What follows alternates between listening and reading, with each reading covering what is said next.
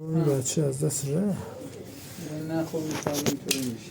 نوشابه چیپتی؟ نوشابه خورده؟ نوشابه خورده باید اینطوری شد. خیلی حساسیت داده. چی خورده که نوشابه حساسیت نمیده؟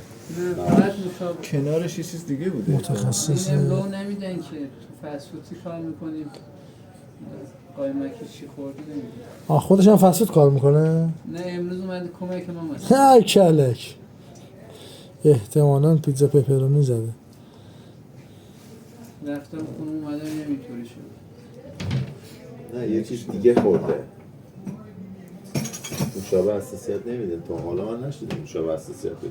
خودشون میگن نوشابه خورده. حالا ببینم بقیه چی خوردن نمیدونم. نه نوشابه نیست. نوشابه نیست.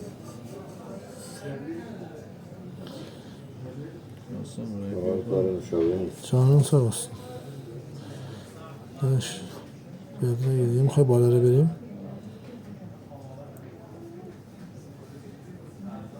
همین آقا نگیره دیگه چقدر بدرگه. آره نه بازی بده اینجا نداره اصلا.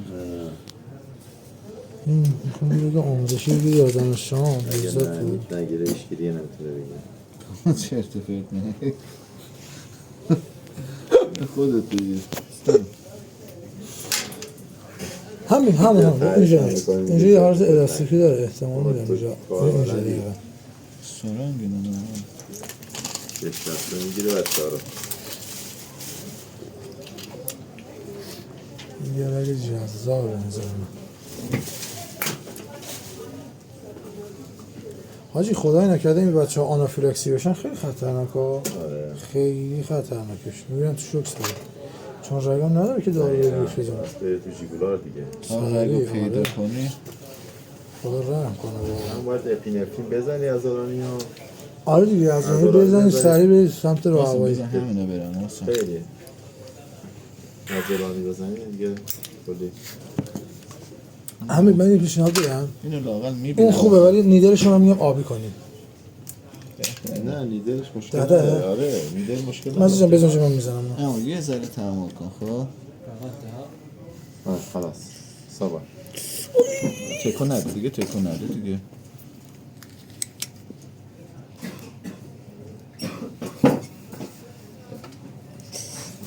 جاش میدونم جاش یه جوریه که دردت میگیره ولی چاره نبود.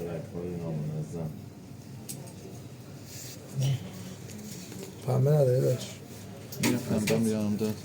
الان داده خدا رو شکر تمام اما محکم فشار بده بریم کنده کنده گوتولده دستتون چاره نبود خب.